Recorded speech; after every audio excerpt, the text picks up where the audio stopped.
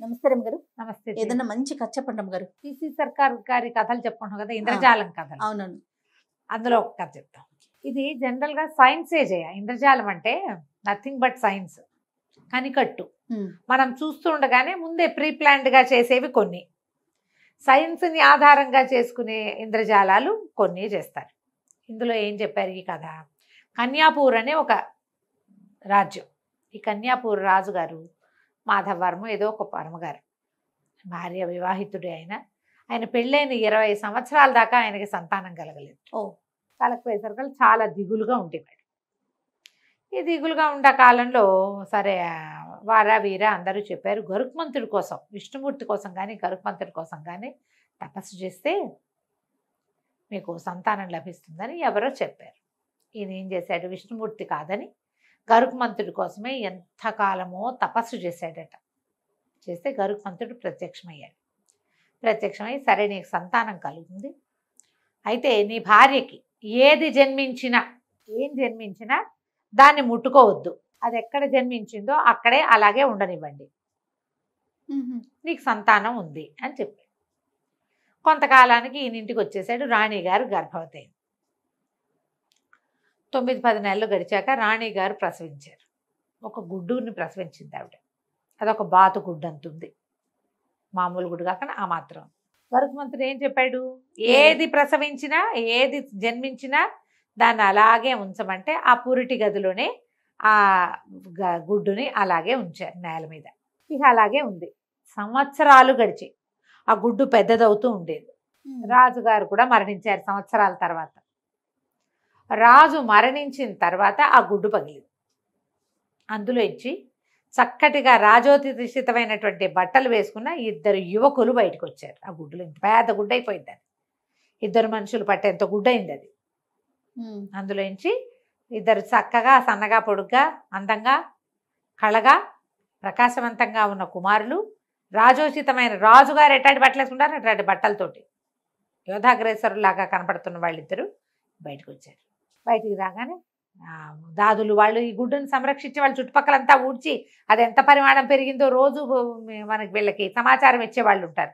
అందరూ కేకలు పెట్టారు, అబ్బో అబ్బో రాకుమారులు పుట్టారు, ఇంకేముందని. రాణిగారు మంత్రి గారు ఇద్దరు దబదబా వచ్చారు. ఆవిడ రోజు చూడటం, ఆవిడ దత్తపురంలో ఉంటుంది, పురిటి గది పక్కన ఉంది. దీనికి సంరక్షణకి వేరే దాదులు ఉన్నారు.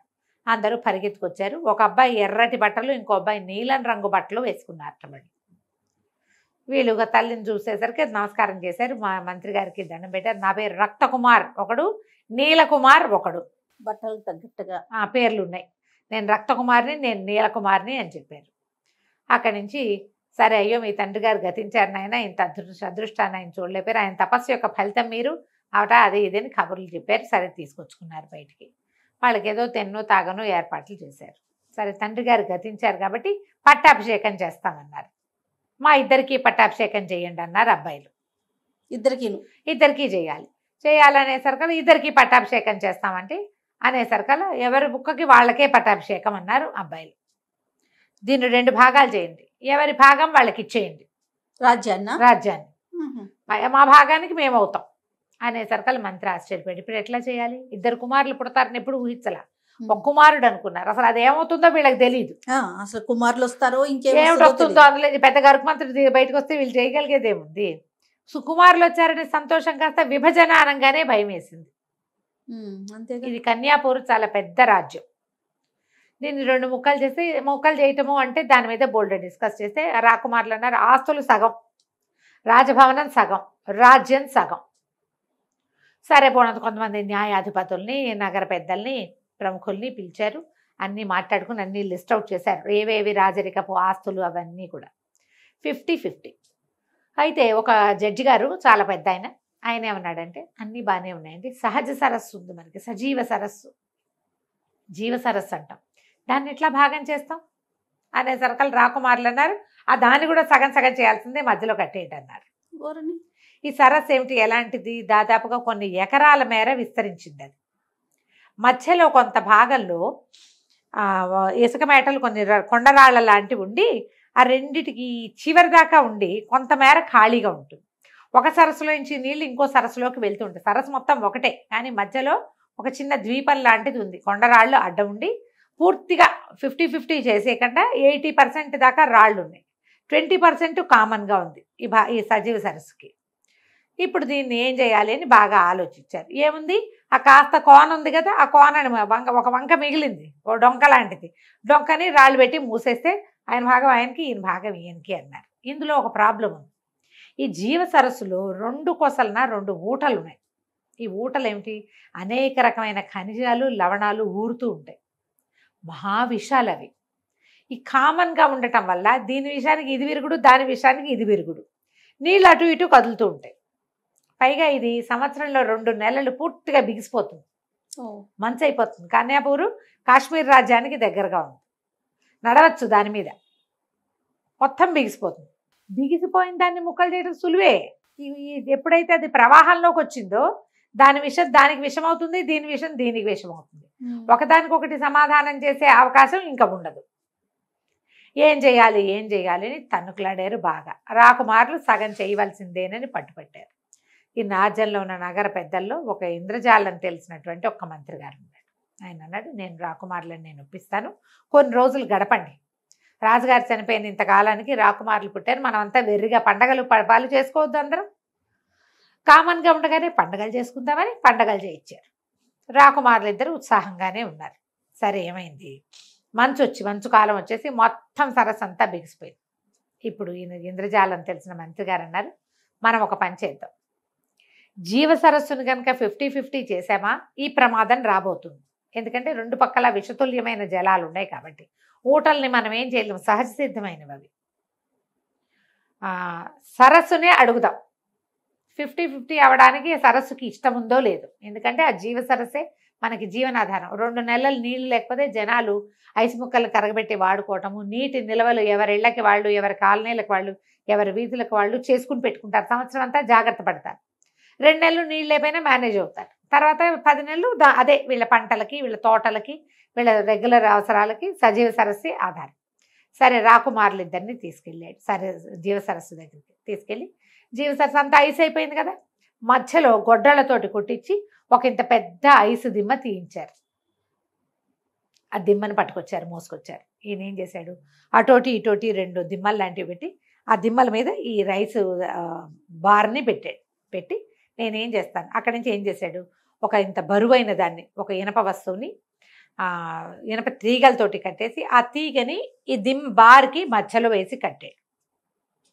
ఆ బరువు ఇట్లా మధ్యలో 2 దిమ్మల మీద ఉందంటే కింద గ్యాప్ ఉంది కదా, ఇప్పుడు మధ్యలో పెట్టిన వస్తువు అవుతుంది, బరువుకి వేళ్లాడుతుంది. నేను చూడండి, సజీవ సరస్సు తాలూకు ఐసు ముక్క ఇది, హిమ శకలం.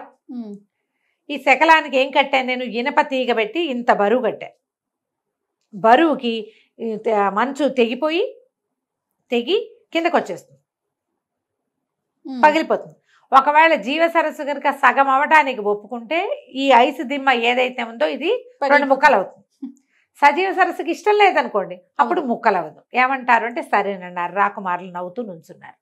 అక్కడి నుంచి ఇంత పెద్ద బరువు కట్టారు. ఈ ముక్క ఐసు ముక్క కోసేస్తోంది, ఇనప తీగ పెట్టి కట్టారు కదా, ఆ తీగ కోసేస్తోంది. క్రమంగా బరువు పెరిగి టప్పమని ఆ ఇనప వస్తువు కింద పడిపోయింది. కానీ ఐసు దిమ్మగానే ఉంది. తెగటం వల్లే ఆ వస్తువు కిందకు వచ్చింది, తాడుతో సహా కిందకి వెళ్ళిపోయింది, కనపడుతోంది ప్రత్యక్షంగా. దిమ్మ మాత్రం పగల్లా. వెళ్ళిపోయారు అందరూ. రాకుమారులు అన్నారు, చాలా బాగుంది, బ్రహ్మాండంగా ఉందని చప్పట్లు కొట్టారు. చూసారా, జీవ సరస్సుకి ఇష్టం లేదు, సగం అవటం ఇష్టం లేదు చెప్తోంది సమాధానం అన్నాడు మంత్రి. రాకుమారులు ఇద్దరు నవ్వారు. జీవ సరస్సుకి ఇష్టం లేదు, పరమేశ్వరుడి కూడా ఇష్టం లేదు. ఎందుకంటే ఇది 2 భాగాలు కాదు, ఇద్దరం కాదు, ఒక్కళ్ళమేనని ఆ రక్తకుమారుడు ఆ నీలకుమారుడిలో కలిసిపోయాడు. వాళ్ళిద్దరూ ఒక్క కుర్రాడుగా కనపడ్డారు. మన బ్లడ్లో రక్త నాళాల్లో ఒకటి నీలంది, ఒకటి ఎర్రది ఉంటుంది. వాళ్ళిద్దరూ అట్లాంటి వాళ్ళు అనమాట. మన ప్రజలు ఇక్కడ ఉన్న పాలన యంత్రాంగం ఎంత తెలివైందో తెలుసుకోవడం కోసమే ఈ పని చేసాం. మంచు ముక్క కోసినా ఆటోమేటిక్గా చల్లదనానికి మళ్ళీ అతుక్కుపోతుంది, అది తెగదు. మంచును మనం చిత్తకొట్టగలం కానీ తెగ్గొట్టలేం. బరువు వేసి తెగొట్టినా బరువు దానంతట అది అతుక్కుపోతుంది. కింద భాగానికి వస్తుంది ఆ తీగ, కిందకి పై ముక్కకి అతుక్కుపోతూ ఉంది. కిందకు వచ్చి అది కింద పడిపోయింది, అది ఆటోమేటిక్గా అతుక్కుపోయింది కాబట్టి ఇంకా విరగలేదన్నమాట. అక్కడి నుంచి ఏం చేశారు, ఈ కన్యాపూరు రాజానికి ఈ నీలరక్త కుమారుడే రాజయ్యాడు. ఒక్కడే కదా. ఒకడే కదా. ఈ ట్రిక్ వల్ల ఇది ప్రూవ్ అయింది. ఈ ట్రిక్ ఎక్కడి నుంచి వచ్చింది? సైన్స్. ఎస్. ఇంద్రజాలపు ట్రిక్ తోటి ఈ కథ సుఖాంతమైంది. ఈ సమస్య తీరిపోయింది. లేకపోతే అప్పటిదాకా ఆస్తులన్నీ సెపరేట్ చేశారు. జీవసరస్సును సెపరేట్ చేసి ఆ కన్యాపూర్ 2 ముక్కలు అయిపోయింది. అది అవ్వకుండా ఉండిపోయింది. కథ కంచికి మనం ఇంటికి. బాగుందండి. నమస్తే. నమస్తే జయ. సుమన్ టీవీలో మీ పర్సనల్ అండ్ బిజినెస్ ప్రమోషన్స్ కోసం కింది నెంబర్కి కాంటాక్ట్ చేయండి.